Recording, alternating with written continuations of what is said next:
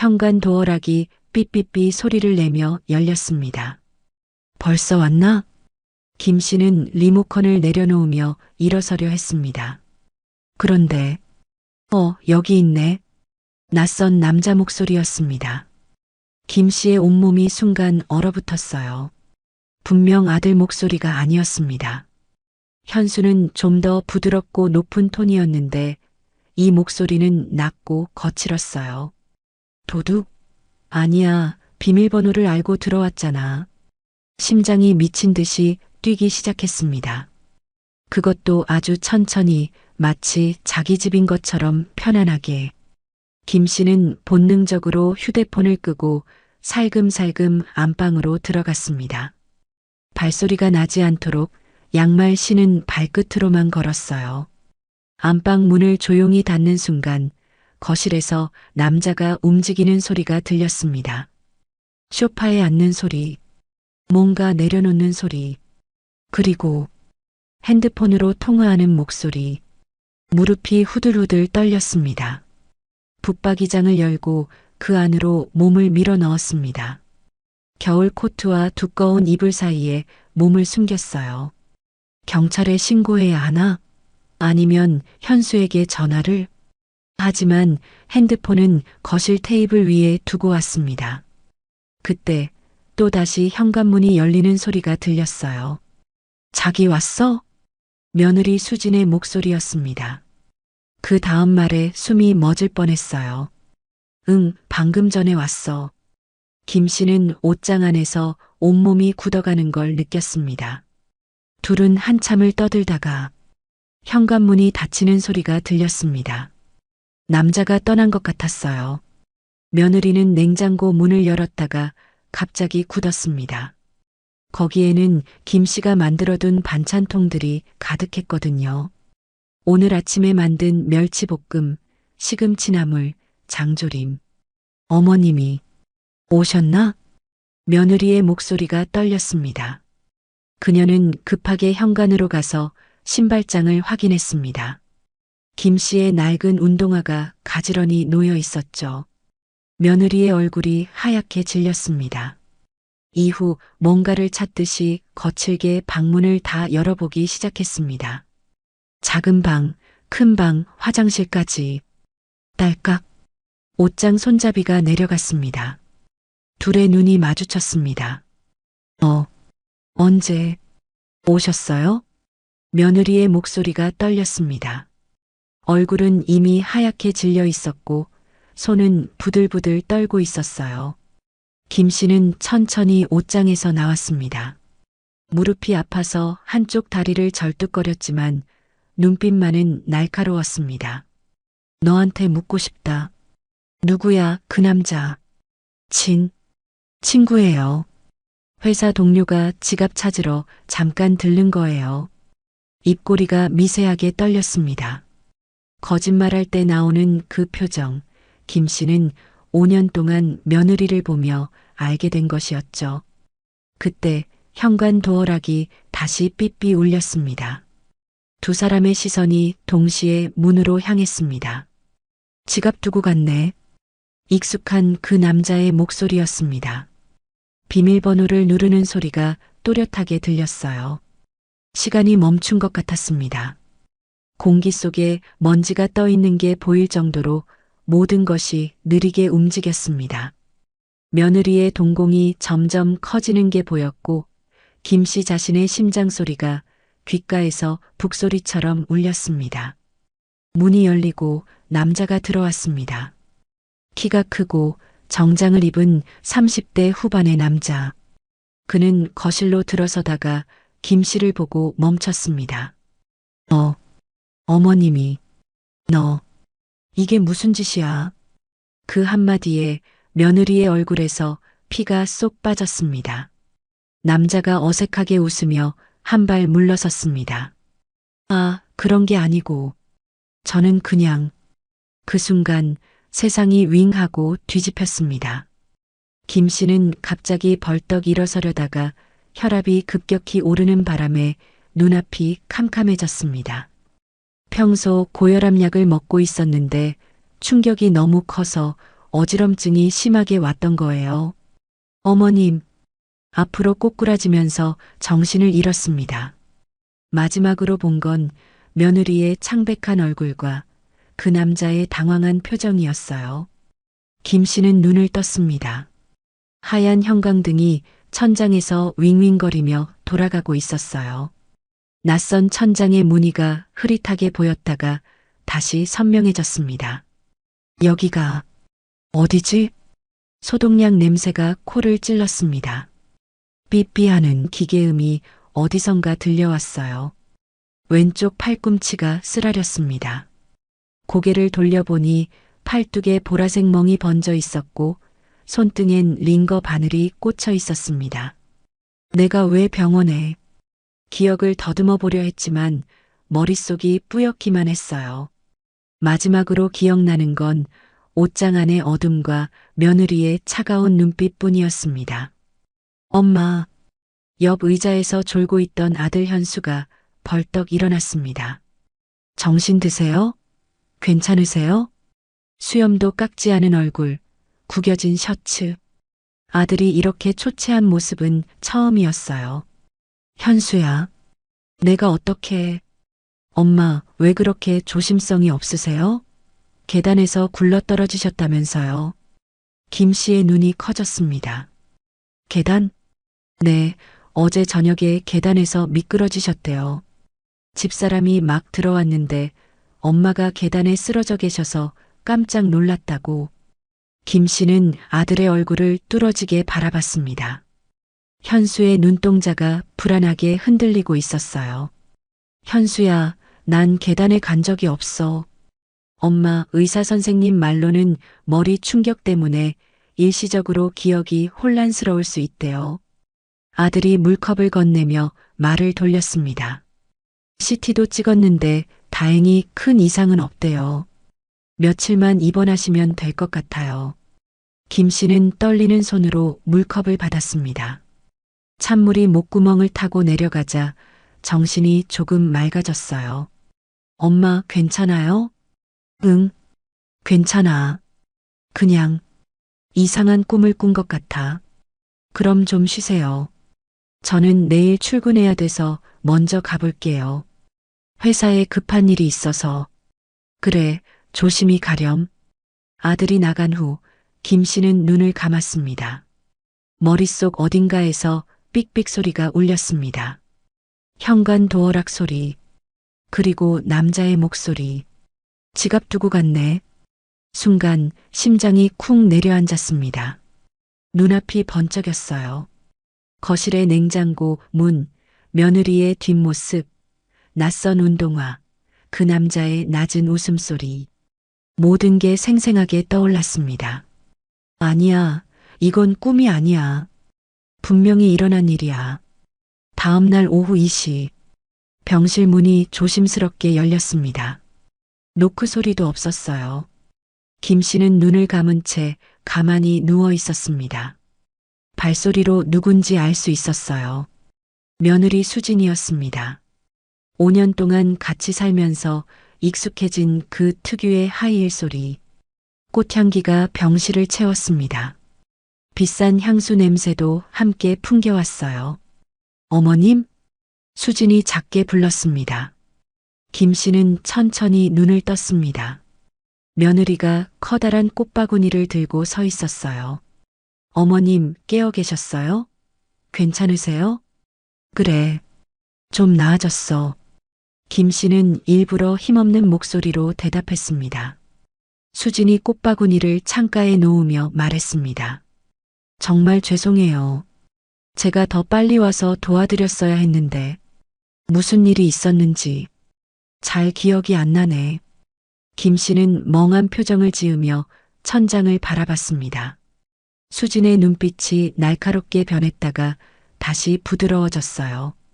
그날 저녁에 계단에서 넘어지셨어요. 제가 막 퇴근해서 들어왔는데 계단 밑에 어머님이 쓰러져 계셔서. 계단? 네, 아마 뭘 하러 내려가시다가 미끄러지신 것 같아요. 바닥이 좀 미끄럽거든요. 수진이 과일 봉지에서 사과를 꺼냈습니다. 칼을 들고 능숙하게 깎기 시작했어요. 평소엔 과일 하나 안 깎던 며느리가 오늘은 유난히 친절했습니다. 어머님, 혹시 그날 다른 건 기억 안 나세요? 칼질이 잠시 멈췄습니다. 다른 거? 네, 넘어지시기 전에 뭔가 보신 거나 들으신 거 없으세요? 김 씨는 수진의 얼굴을 가만히 올려다봤습니다. 입가에 긴장한 기색이 역력했어요. 글쎄, 아무것도 기억이 안 나는구나. 정말요? 응, 그냥 갑자기 어지러웠던 것 같은데. 수진의 어깨가 눈에 띄게 내려갔습니다. 안도하는 표정이었어요. 그럼 다행이네요. 아, 이상한 걸 보셨을까봐 걱정했어요. 이상한 거? 아니에요, 그냥. 혹시나 해서요. 수진이 깎은 사과를 접시에 담아 내밀었습니다. 고맙구나. 어머님, 제가 앞으로 더 잘할게요. 그리고 어머님, 혹시 누가 뭐 물어보면 그냥 계단에서 넘어지셨다고만 하세요. 왜? 아니, 그게 보험 처리도 있고 괜히 복잡해질 수 있어서요. 김 씨는 고개를 끄덕였습니다. 그래, 알았어. 수진이 가방을 들고 일어섰습니다. 그럼 저 이만 가볼게요. 현수 오빠가 저녁에 올 거예요. 수진아. 문손잡이를 잡던 수진이 돌아봤습니다. 네. 넌 행복하니? 예상치 못한 질문에 수진의 얼굴이 굳었습니다. 네. 갑자기 왜? 그냥 물어본 거야. 우리 현수가 잘해주니? 네, 물론이죠. 현수 오빠는 좋은 사람이에요. 좋은 사람이라. 그래서 다른 남자를 만나는 거니? 김 씨는 속으로 생각하며 눈을 감았습니다. 그래, 가봐라. 수진이 나간 후 병실엔 꽃향기만 진하게 남았습니다. 김 씨는 침대로 돌아와 핸드폰을 들었습니다. 현수에게 문자를 보냈어요. 아들, 오늘 저녁에 꼭 와줄래? 할 얘기가 있어.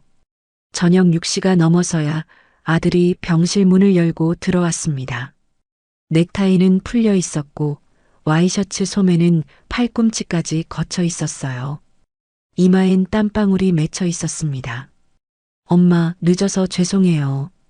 회사에서 급한 일이 생겨서. 괜찮아. 와줘서 고맙다. 현수가 의자를 침대 가까이 끌어당겨 앉았습니다. 피곤한 기색이 역력했어요. 눈 밑에 다크서클이 짙게 드리워져 있었습니다. 저녁은 드셨어요? 병원 밥 먹었어. 너는? 저는 아직. 괜찮아요. 김 씨는 아들의 얼굴을 가만히 들여다봤습니다. 33살. 어느새 이마에 잔주름이 생기기 시작한 아들. 회사 일에 가정일에 치여 사는 모습이 안쓰러웠어요. 현수야. 네, 엄마. 문 좀 닫고 와봐. 아들이 의아한 표정으로 일어나 문을 닫았습니다. 복도에서 들려오던 간호사들의 발소리가 멀어졌어요. 가까이 와. 할 얘기가 있어. 현수가 침대 옆으로 바짝 다가왔습니다. 김 씨는 목소리를 낮췄습니다. 나 다 기억나. 현수의 눈이 커졌습니다. 네. 뭐가요? 그날 밤. 내가 쓰러진 날. 김 씨는 아들의 손을 잡았습니다. 차가운 손이었어요. 내 아내가 다른 남자를 집에 데려왔어. 현수의 얼굴에서 혈색이 빠졌습니다. 엄마, 그게 무슨. 내가 옷장에 숨어서 다 봤어. 그 남자가 우리 집 비밀번호를 누르고 들어왔고 수진이가 오빠라고 불렀어. 현수는 입을 열었다가 다시 다물었습니다. 손이 미세하게 떨렸어요. 엄마, 정말 확실해요? 그래. 그리고 내가 쓰러질 때 수진이가 나를 봤어. 그 표정을 난 잊을 수가 없어. 김 씨는 눈을 감았다가 뜨며 말을 이었습니다. 근데 다들 내가 계단에서 넘어졌다고 하잖아. 수진이가 거짓말을 하는 거야. 현수가 머리를 감싸 쥐었습니다. 이건 말이 안 돼요. 수진이가 왜? 현수야. 김 씨가 아들의 팔을 잡았습니다. 지금 당장 경찰에 신고하면 안 돼. 왜요? 이건 명백한 불륜이고 엄마를 다치게 한 거잖아요. 증거가 없어. 집안에 CCTV도 없고 목격자도 나밖에 없어. 68살 시어머니 말을 누가 믿겠니?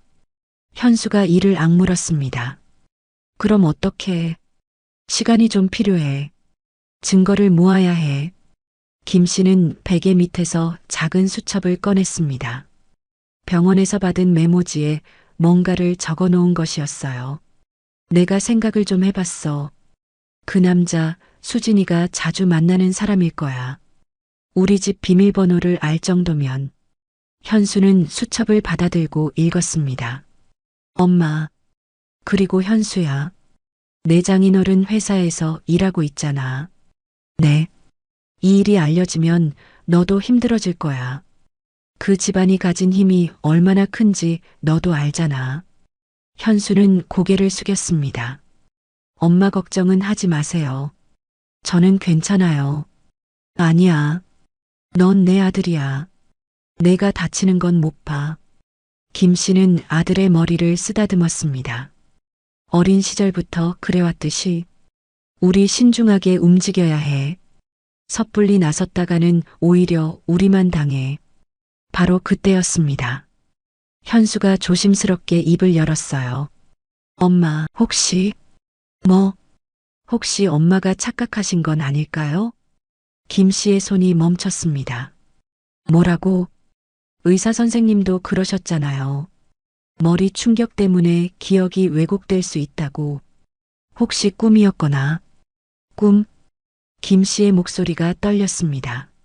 너까지 나를 안 믿는 거니? 엄마, 그게 아니라. 난 분명히 봤어. 그 남자가 우리 집에 들어왔고 수진이가 그를 맞이했어. 그리고 내가 쓰러졌을 때 김 씨는 말을 멈췄습니다.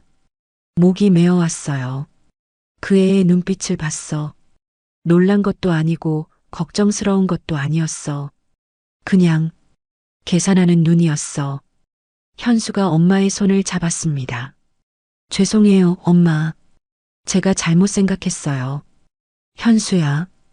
김 씨가 아들을 똑바로 봤습니다.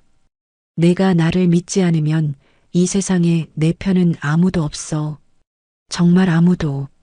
그 말이 현수의 가슴을 찔렀습니다. 믿어요. 엄마 말 믿어요. 정말? 네. 엄마가 거짓말할 리 없잖아요. 김 씨는 한숨을 내쉬며 눈을 감았습니다. 그래. 고맙다. 잠시 침묵이 흘렀습니다.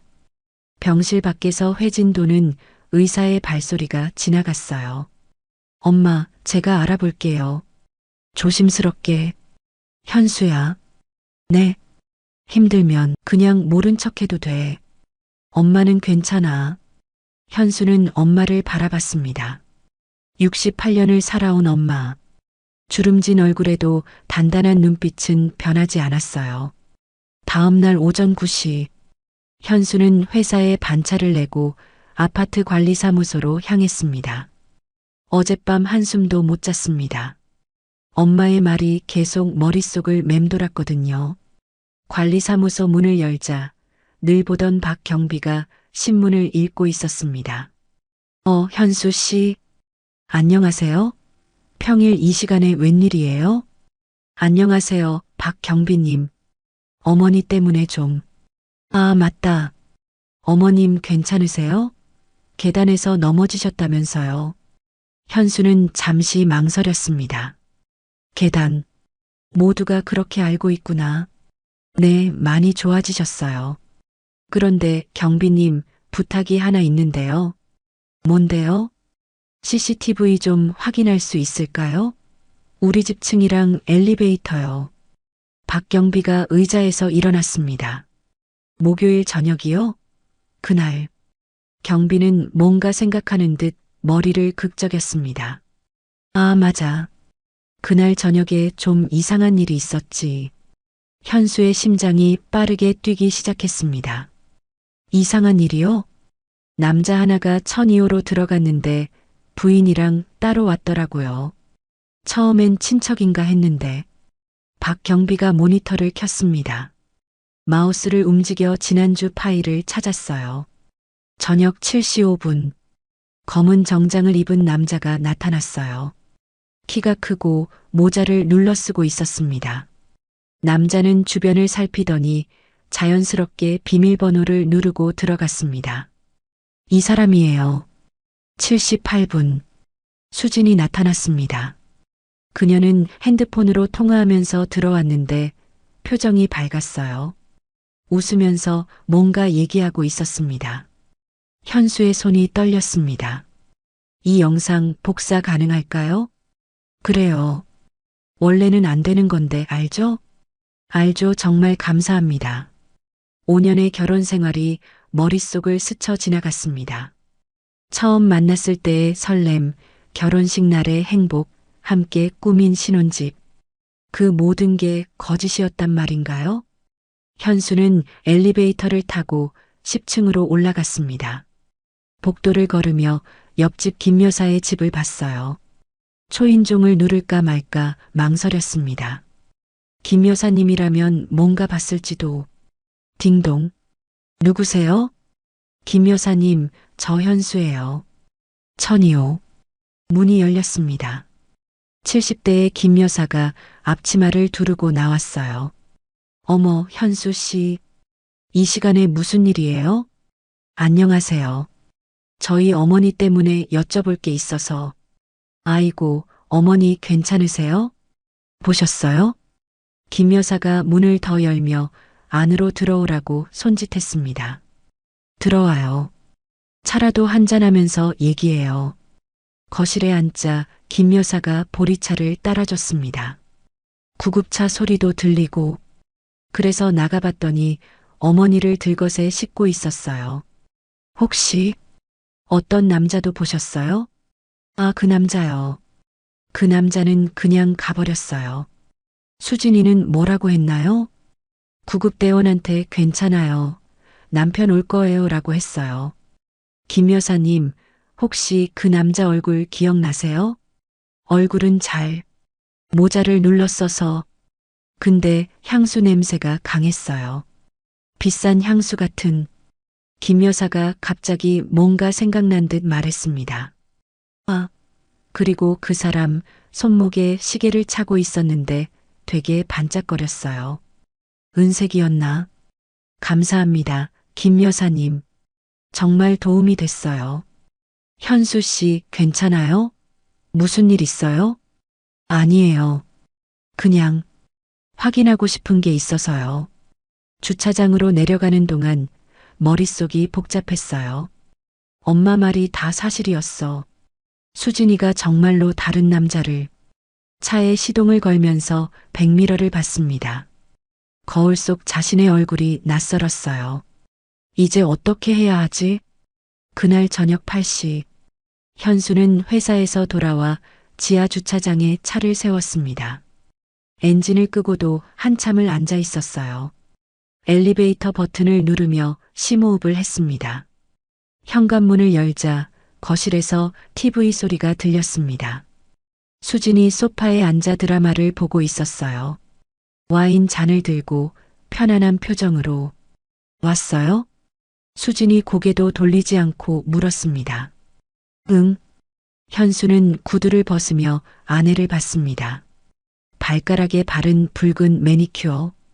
평소와 다를 게 없는 모습이었어요. 밥 먹었어? 회사에서 먹었어. 그래. 대화는 거기서 끝났습니다.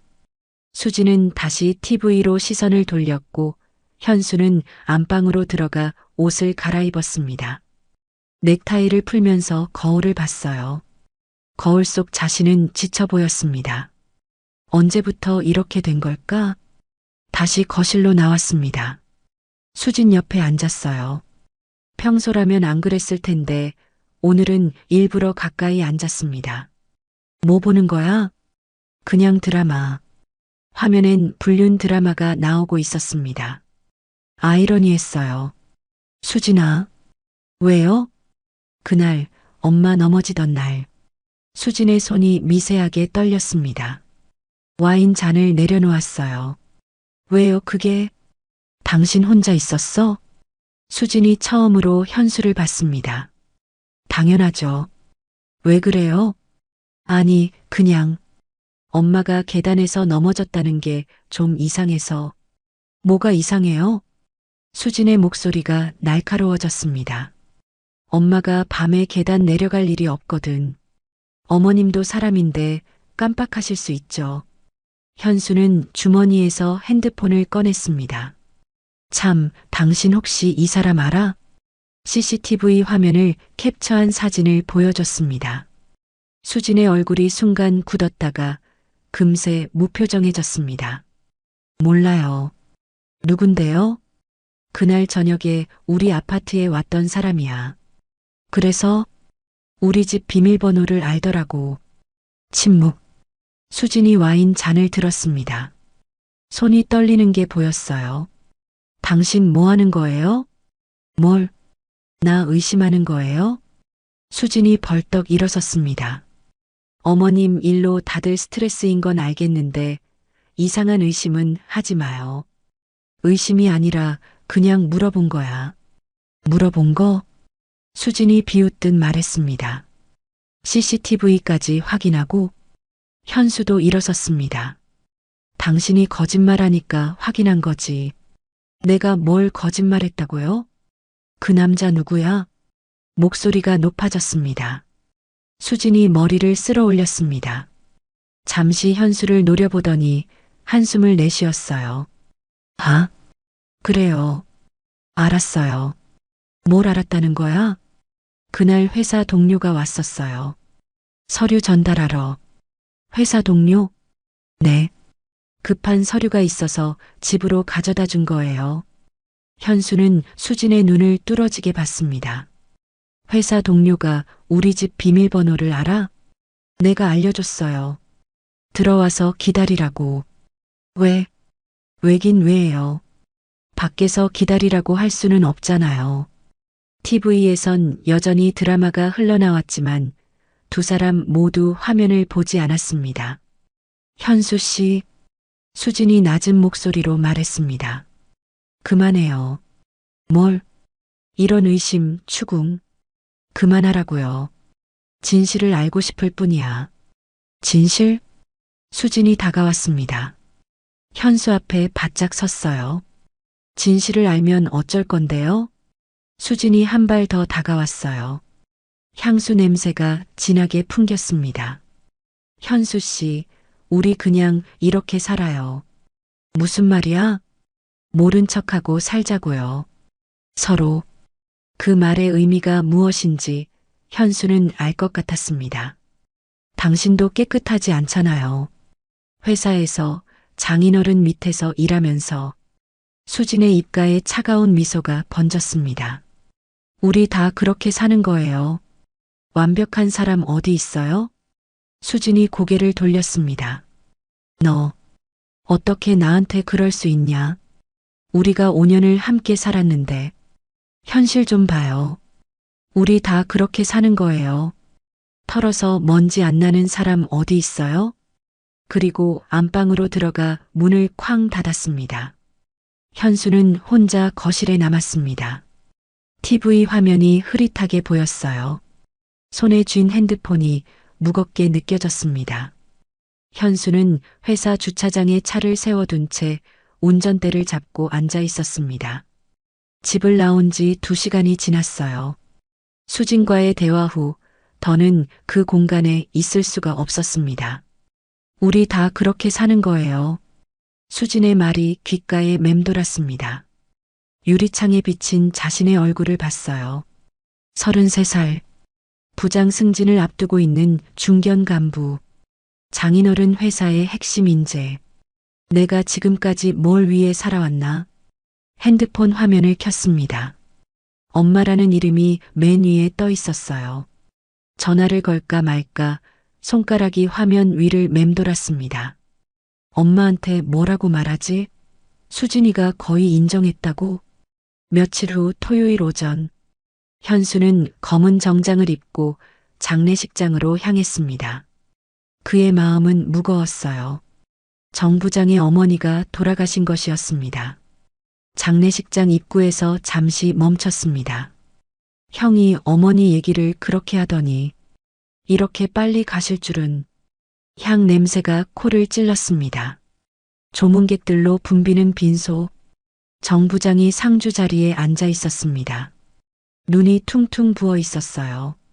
형님, 삼가 고인의 명복을 빕니다. 현수가 절을 했습니다. 고맙다, 현수야. 정 부장의 목소리가 쉬어 있었습니다. 그래도 마지막은 지켜드렸어. 손 잡아드리면서. 다행이네요. 다행이라. 그런가. 정 부장이 씁쓸하게 웃었습니다. 조문을 마치고 나오는 길. 조문이 끝나고 주차장으로 향했습니다. 정 부장이 혼자 차 옆에서 담배를 피우고 있었어요. 형? 아직 안 갔어? 현수가 옆에 섰습니다. 형, 하나 물어봐도 돼요? 뭔데? 어머니한테 못해드린 거, 뭐가 제일 후회돼요? 정 부장이 담배를 버렸습니다. 발로 비비며 껐어요. 얼굴. 네. 얼굴 한 번 더 볼걸. 맛있는 거 한 끼 더 사드릴걸. 손 한 번 더 잡아드릴걸. 정 부장이 하늘을 올려다봤습니다. 다 일상적인 거야. 특별한 게 아니라. 근데 그게 없어지니까 그게 제일 그리워. 현수는 가슴이 먹먹했습니다. 우리 엄마가 늘 그랬어. 아들아, 일 그만하고 집에 와라. 밥 먹자. 근데 난 항상 다음에요. 다음에 그랬지. 정 부장이 현수를 봤습니다. 다음은 없더라. 그날도 그랬어. 병원에서 아들아, 옆에 있어줘 하시는데 나 회사 간다고 나왔어. 중요한 회의 있다고. 정 부장의 눈에 눈물이 고였습니다. 그게 마지막인 줄 알았으면. 회사 따위. 목소리가 떨렸습니다. 현수야, 너한테 이런 말하는 이유 알아? 네. 넌 아직 늦지 않았으니까. 정 부장이 현수의 어깨를 잡았습니다. 어머니 편들어. 무조건 후회 없이. 네. 회사? 돈? 그런 거 다 나중에 다시 벌 수 있어. 근데 부모님은 말을 끝맺지 못했습니다. 현수는 정 부장을 보며 결심했습니다. 이제 정말 끝낼 때가 됐어. 장례식장을 나와 차에 올랐습니다. 핸드폰을 꺼내 전화번호를 찾았어요. 김진수 탐정사무소. 망설임 없이 전화를 걸었습니다. 여보세요. 김진수 탐정입니다. 안녕하세요. 의뢰하고 싶은 일이 있는데요. 어떤 건인지 아내의 불륜 증거를 찾아주세요. 전화 너머로 잠시 침묵이 흘렀습니다. 알겠습니다. 언제 한번 만나실까요?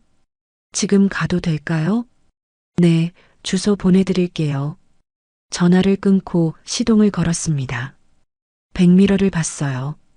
장례식장 건물이 멀어지는 게 보였습니다. 형 말이 맞아. 다음은 없어. 엑셀을 밟았습니다. 중요한 건 엄마였습니다. 병원 침대에 누워있는 엄마의 모습이 떠올랐어요.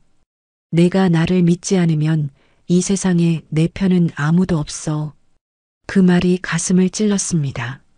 엄마, 조금만 기다려요. 제가 다 밝힐게요.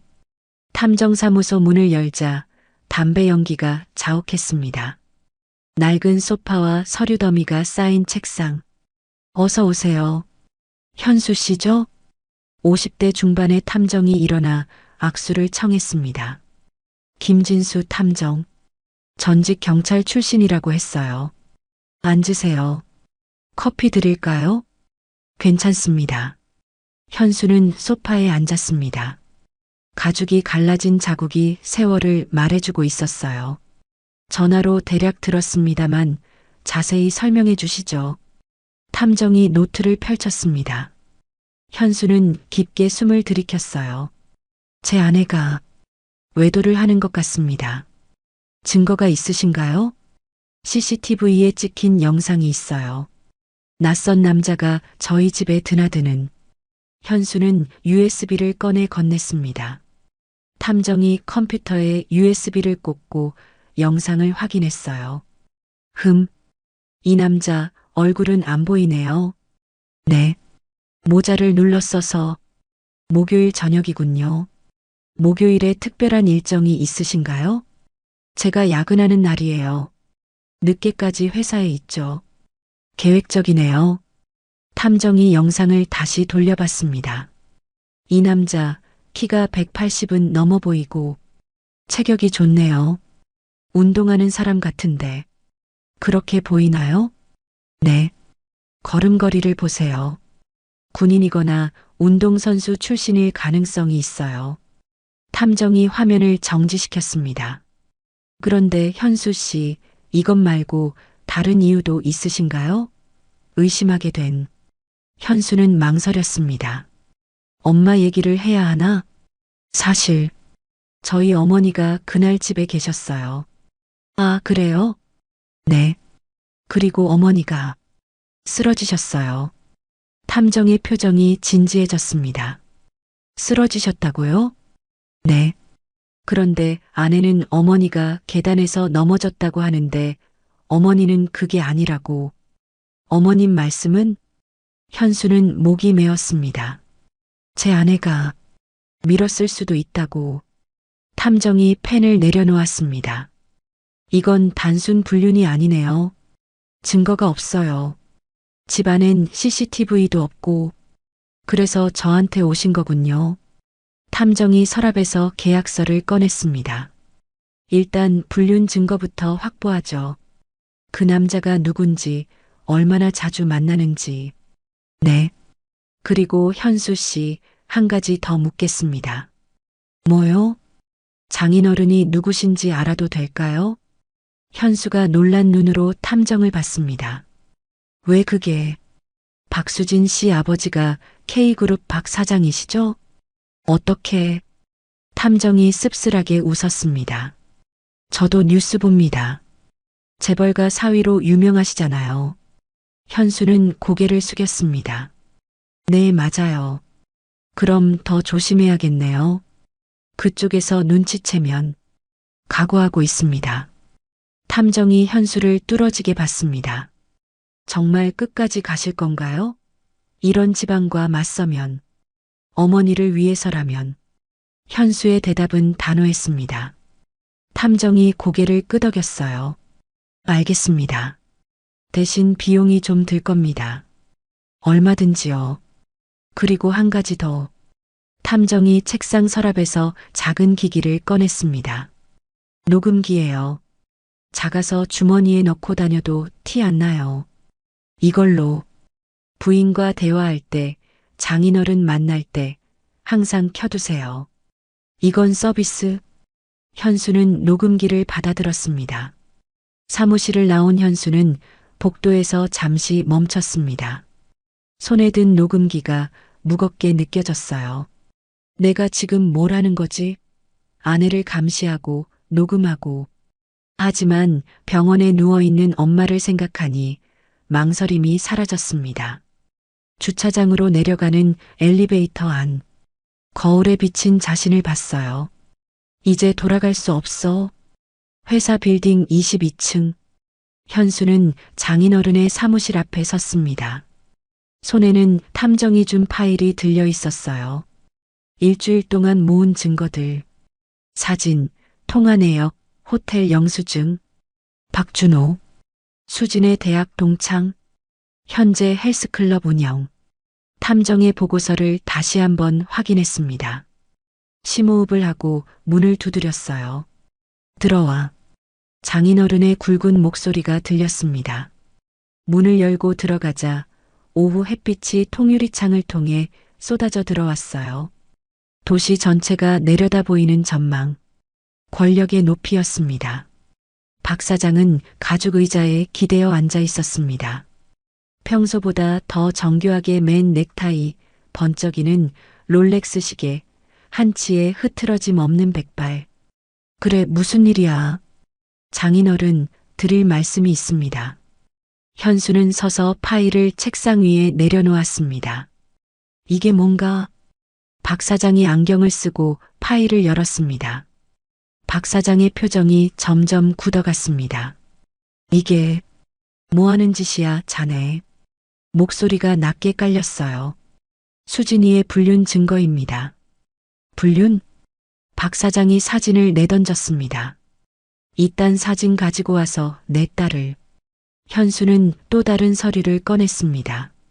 그리고 이건 어머니가 쓰러진 날의 CCTV입니다.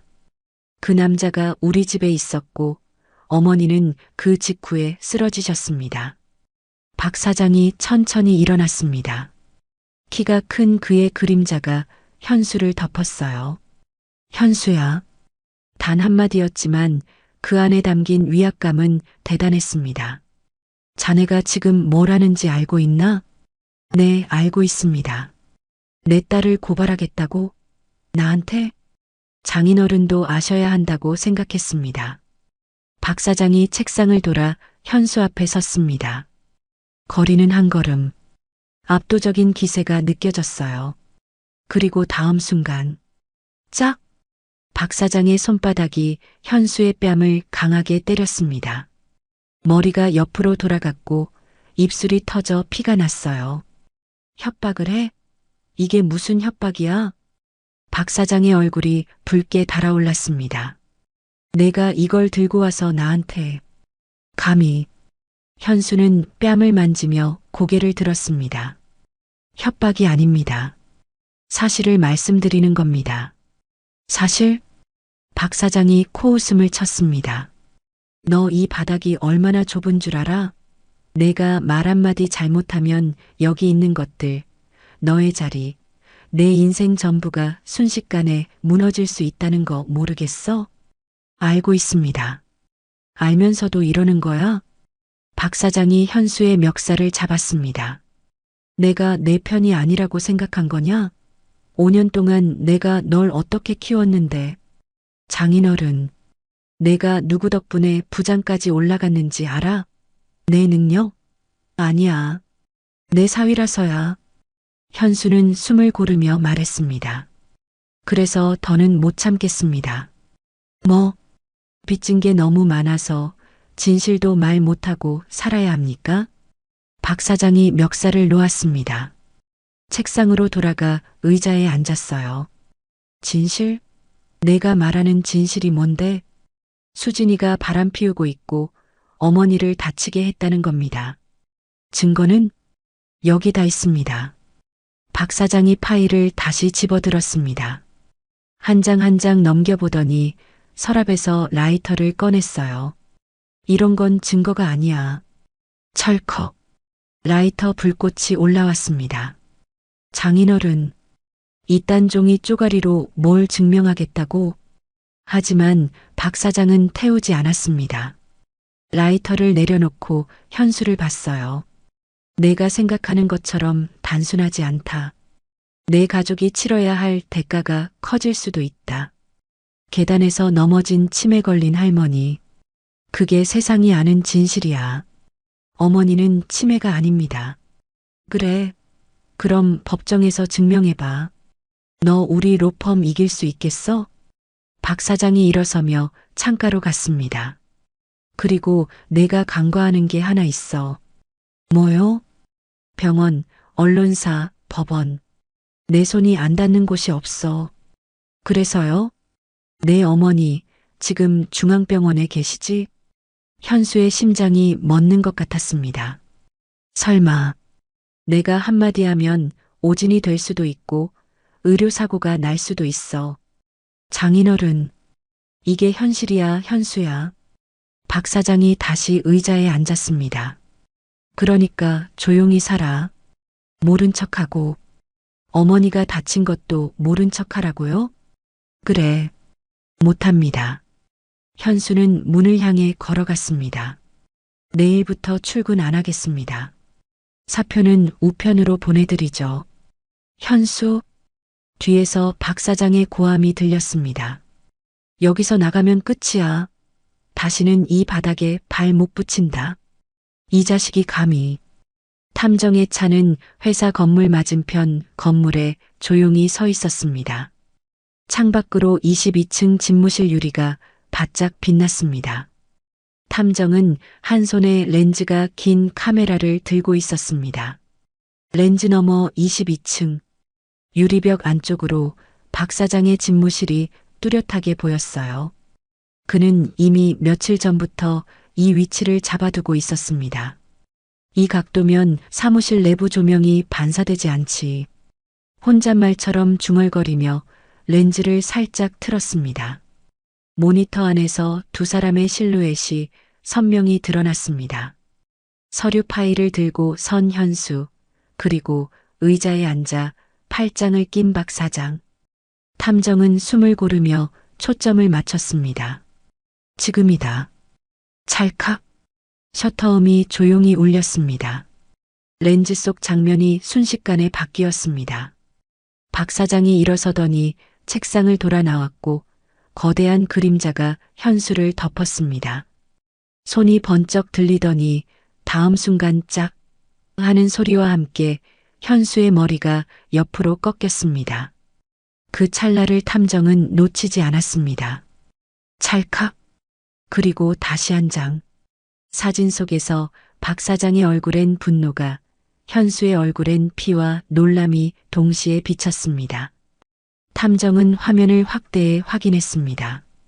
좋았어, 완벽해. 그는 작게 중얼거렸습니다. 그때 녹음기에서 잡음이 섞인 남자의 목소리가 들렸습니다. 너 이 바닥이 얼마나 좁은 줄 알아?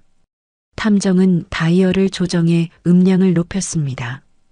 그 안에는 분명 위협과 교만이 섞여 있었어요. 계단에서 넘어진 침에 걸린 할머니, 그게 세상이 아는 진실이야. 이 바닥에서 한 번 찍힌 낙인은 잘 지워지지 않는다. 순간 탐정의 눈빛이 미세하게 흔들렸습니다. 됐어. 탐정은 차 안에 노트북을 열어 USB 백업을 시작했습니다. 현수가 맞는 장면, 손이 올라가는 장면, 그리고 얼굴이 일그러지는 순간까지 그는 마지막으로 창밖을 올려다봤습니다. 유리창 너머 장인은 여전히 현수를 노려보고 있었습니다. 탐정은 천천히 카메라 덮개를 닫았습니다. 이 정도면 충분해요. 입가에 미묘한 미소가 스쳤습니다. 모든 증거는 확보되었습니다. 그리고 곧 세상은 이 조용한 건물 안에서 무슨 일이 벌어졌는지 알게 될 것이었습니다. 다음 날 아침 서울 도심의 공기가 유난히 묘했습니다. 회색 하늘 아래로 사람들이 분주히 걸어 다녔지만 그들의 손에는 하나같이 휴대폰이 쥐어져 있었어요. 그리고 그 화면에는 같은 영상이 재생되고 있었습니다. 중견기업 K사 박모 사장, 사위 폭행 및 회사 비리 의혹. 기자의 단호한 목소리와 함께 화면 속엔 흐릿한 모자이크 영상이 떴습니다. 유리창 너머 장인이 손을 치켜들고 현수를 내리치는 장면. 그리고 녹음 파일 속 육성이 이어졌습니다. 계단에서 넘어진 침에 걸린 할머니, 그게 세상이 아는 진실이야. 이 바닥에서 한 번 찍힌 낙인은 잘 지워지지 않는다. 그 말이 끝나자 화면 하단의 자막이 붉게 깜빡였습니다. 가족 폭행 및 증거 은폐 의혹. 뉴스는 순식간에 퍼졌습니다. 커피숍, 버스, 사무실 어디서든 사람들은 속삭였어요. 저 사람 사위 때린 거 진짜래. 며느리 불륜까지 있었다던데? K사 박 사장 완전 끝났대. 같은 시각 회사 22층 유리벽 안쪽에서 기자들의 카메라 플래시가 번쩍이고 있었습니다. 문 앞엔 마이크를 든 기자들이 몰려들었고 박 사장의 비서가 얼굴이 하얗게 질려 문을 막고 서 있었어요. 사장님, 기자들이. 잠깐 피하시죠. 피하긴 어디로 피하라는 거야. 박 사장은 손바닥으로 책상을 내리쳤습니다. 탁! 소리가 울려 퍼졌습니다. 그의 얼굴엔 밤새 잠을 못 잔 흔적이 역력했어요. 넥타이는 비뚤어졌고 셔츠 단추 하나가 풀려 있었습니다. 그는 컴퓨터 화면 속 뉴스를 바라봤습니다. 마우스를 쥔 손이 덜덜 떨렸습니다. 이게 누가 흘린 거야? 비서가 말을 잇지 못했습니다. 지금 내부에서 조사 중인데 지금 그런 게 문제가 아니잖아. 박 사장은 자리에서 일어나 창문 쪽으로 걸어갔습니다. 바깥에선 기자들의 플래시가 반사되어 번쩍거렸습니다. 박 사장님, 폭행 사실 인정하십니까? 가족 간 재산 은폐 사실입니까? 며느리 불륜 은폐 관련해서 한 말씀만. 창문 너머 마이크가 바다처럼 들이닥치고 있었습니다. 박 사장은 커튼을 닫았습니다. 그의 어깨가 미세하게 떨렸습니다. 비서는 겁이 난 듯 고개를 숙였어요. 사장님, 이사회에서 긴급회의를 소집하셨습니다. 오늘 오후 2시. 필요 없어. 내가 알아서 정리할 거야. 그 말과 함께 박 사장은 전화기를 들었지만 화면 속 거래처 7곳 연락 두절이라는 문자 알림이 눈에 들어왔습니다. 그의 얼굴에서 피가 가셨습니다. 회사 1층 로비. 직원들이 모여 휴대폰을 보며 웅성거렸습니다. 한편 오후 뉴스에선 기자의 목소리가 다시 흘러나왔습니다. 현재 K사 측은 공식 입장을 밝히지 않고 있으며 내부 이사회에서 박 사장의 사퇴 여부를 논의 중인 것으로 전해졌습니다. 사무실 문이 쾅 하고 닫혔습니다. 박 사장은 무겁게 의자에서 일어났습니다. 책상 위에는 아직 정리되지 않은 신문과 보도 자료들이 흩어져 있었고 모니터 화면엔 여전히 자신을 다룬 뉴스 속보가 떠 있었습니다. 그때 문이 다시 열렸습니다. 수진이 조심스레 들어왔습니다. 아버지. 그녀의 목소리는 떨렸습니다. 언론에서 저까지 추적하는 것 같아요. 기자들이 집 앞에도 와 있고. 입 닥쳐. 너 때문에 지금 이 난리가 났어. 수진은 놀라서 뒷걸음질 쳤습니다. 저 때문에요? 박 사장은 천천히 걸어와 그녀 앞에 섰습니다. 너 때문에 회사가 흔들리고 이사회가 들썩이고 주가가 반토막이 났어. 내가 이 자리에서 끌려나가는 꼴을 보고 싶어서 환장을 했냐? 그의 손이 순식간에 올라갔습니다. 짝! 맑은 소리와 함께 수진의 고개가 옆으로 꺾였습니다. 아버지, 전 그냥 잠깐 놀았을 뿐이에요. 그 사람이 그렇게 큰일이 될 줄은 몰랐어요. 수진은 울먹이며 말했습니다. 눈물은 흘렀지만 후회보다는 억울함이 먼저 깔려 있었습니다. 놀았다고? 그걸 지금 말이라고 하냐? 그 놀이 때문에 이 집안이 통째로 무너지고 있어. 넌 대체 무슨 생각으로 그렇게 살았어? 네가 수습 못할 일 은놀이가 아니야. 그는 잠시 숨을 고르더니 목소리를 낮췄습니다. 이제부터 내가 알아서 정리할 거다. 넌 당분간 해외로 나가라. 조용해질 때까지 내 눈앞에 얼씬도 하지 마. 아버지, 저는 나가. 그가 손바닥으로 책상을 세게 내리쳤습니다. 탁 하고 울린 소리가 방 안의 모든 공기를 흔들었습니다. 수지는 눈가에 맺힌 눈물을 닦으며 가방을 움켜쥐었습니다. 그리고 문가에 서서 한 번 더 물었습니다. 그럼 현수 오빠는요? 박 사장은 고개를 돌리지 않았습니다. 그놈은 이제 내 사위도 아니다. 그녀는 입술을 깨물었습니다. 그날 밤 인천공항 출국장 스피커에서 항공편 안내가 흘러나왔습니다. 마닐라행 탑승 수속 중입니다. 그녀는 여권을 꺼내 들었습니다. 조용히 아무 말 없이, 그리고 마치 아무 일도 없었던 사람처럼 출국 심사대를 지나 걸어갔습니다. 현수는 TV를 바라보다가 천천히 고개를 숙였습니다. 그의 얼굴에는 승리도 복수의 통쾌함도 없었습니다. 그저 오래된 피로와 깊은 슬픔이 섞여 있었습니다. 끝난 게 아니라 이제 시작이겠지. 그는 조용히 중얼거렸습니다. 밖에서는 여전히 기자들의 카메라 셔터 소리가 쏟아지고 있었습니다. 병원 병실 창문으로 따뜻한 햇살이 스며들고 있었습니다. 김 씨는 천천히 눈을 떴습니다. 텔레비전에서는 오전 뉴스가 흘러나오고 있었어요. 화면에는 K사 박모 사장, 정격 사퇴라는 자막이 떴습니다. 기자는 차분한 목소리로 뉴스를 전하고 있었지요. 김 씨는 리모컨을 눌러 TV를 껐습니다. 조용한 병실엔 산소기계의 규칙적인 소리만 남았습니다. 그녀는 이불 위로 손을 포개며 천천히 숨을 고르셨습니다. 이제 됐다. 속삭이듯 말이 흘러나왔습니다. 잠시 후 병실 문이 열렸습니다. 현수가 들어왔습니다. 검은 정장을 입은 채 표정은 차분했지만 눈가엔 밤새 피로가 배어 있었어요. 엄마. 그 한마디에 김 씨는 고개를 들었습니다. 그래 왔니? 현수는 곧장 어머니 옆으로 다가가 의자에 앉았습니다. 그때 그의 휴대폰이 짧게 진동했습니다. 현수가 화면을 보고 미간을 찌푸렸어요.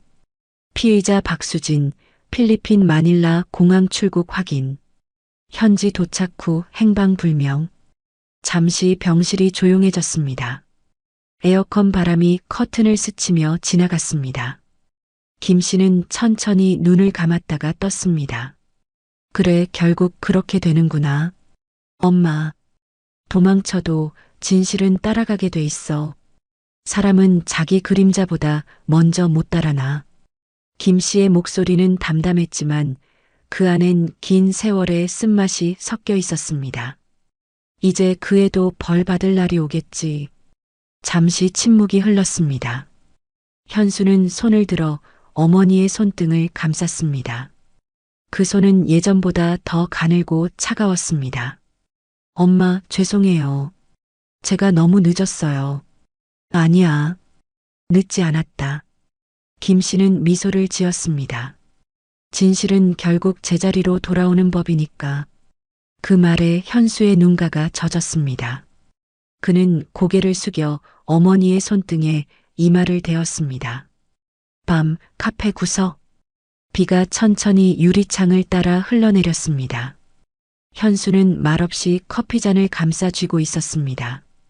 테이블 맞은편에는 검은 양복을 입은 변호사 최 씨가 앉아 있었습니다. 손목 시계가 조명 아래에서 짧게 번쩍였고 그 위로 그의 목소리가 낮게 흘러나왔습니다. 박 사장님께서 부탁하셨습니다. 변호사의 말투는 공손했지만 온기가 느껴지지 않았습니다.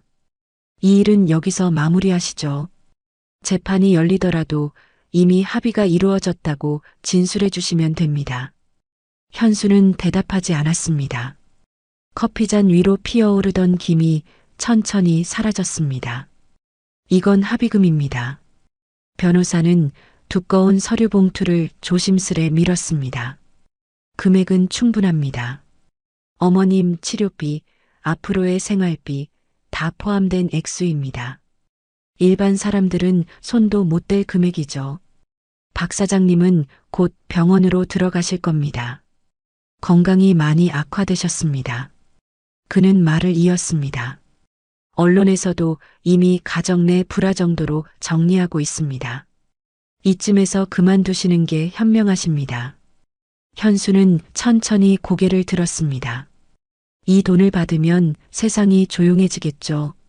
변호사는 미소를 지었습니다. 그렇습니다. 모두가 편해집니다. 서로 상처 없이 깔끔하게. 현수는 봉투를 천천히 손에 쥐었습니다. 그리고 길게 숨을 내쉬며 말했습니다. 알겠습니다. 변호사의 입가에 희미한 안도감이 스쳤습니다. 현명한 판단을 하셨습니다. 이제 이혼 합의서 보낼 건데 그것도 재산 분할 없이 깔끔하게 도장만 찍으시면 됩니다. 그 말이 남기고 간 공기는 싸늘했습니다. 현수는 봉투를 가방에 넣었습니다. 그의 손끝이 미세하게 떨리고 있었습니다. 며칠 후 새벽이었습니다. 현수는 SUV 트렁크에 어머니의 짐을 조심스레 실었습니다. 김 씨는 조수석에 앉아 있었습니다. 손에는 병원에서 가져온 성경책 한 권이 들려 있었습니다. 그녀는 조용히 물었습니다. 현수야, 다 끝난 거니? 네, 엄마. 이젠 정말 끝났어요. 그래, 그럼 됐다. 라디오에서 뉴스가 흘러나왔습니다. K사 박모 사장은 건강 악화로 병원에 입원했습니다. 휠체어를 탄 채 복도를 이동하는 모습이 포착되었습니다. 김 씨는 창밖으로 눈길을 돌리며 미소를 지었습니다. 저 사람은 아픈 척도 참 곱게 하네. 그들의 차는 도심을 벗어나 산이 겹겹이 이어진 길로 접어들었습니다. 공기는 점점 부드러워졌고 창문 밖의 들판은 세잎으로 빛났습니다. 시골 마을 어귀에 들어서자 흰색 2층 주택이 눈에 들어왔습니다. 지붕은 짙은 회색, 창문은 크고 반짝였습니다. 잔디밭이 가지런히 정돈되어 있었고 새로 심은 나무가 바람에 흔들리고 있었습니다. 여기에요. 현수가 차를 세우며 말했습니다. 지은 지 얼마 안 된 집이에요. 주인분이 외국 가신다고 해서 싸게 나왔어요. 김 씨는 문턱을 넘어 안으로 들어섰습니다. 바닥은 따뜻했고 공기에는 새집 냄새가 희미하게 배어 있었습니다. 그녀는 주변을 천천히 둘러보았습니다. 아이고, 깨끗하네. 이런 데를 다 구했구나. 엄마가 편히 계셔야죠. 창문을 열자 넓은 들판이 한눈에 들어왔습니다. 바람이 부드럽게 들어왔습니다. 햇살이 커튼 사이로 번져 방 안을 밝히고 있었습니다. 현수야, 이제야 숨이 좀 놓인다. 이제부터는 우리 마음대로 살아요. 그래, 그렇게 살자. 그녀는 하늘을 올려다보았습니다. 햇빛이 유리창 위로 반짝였습니다.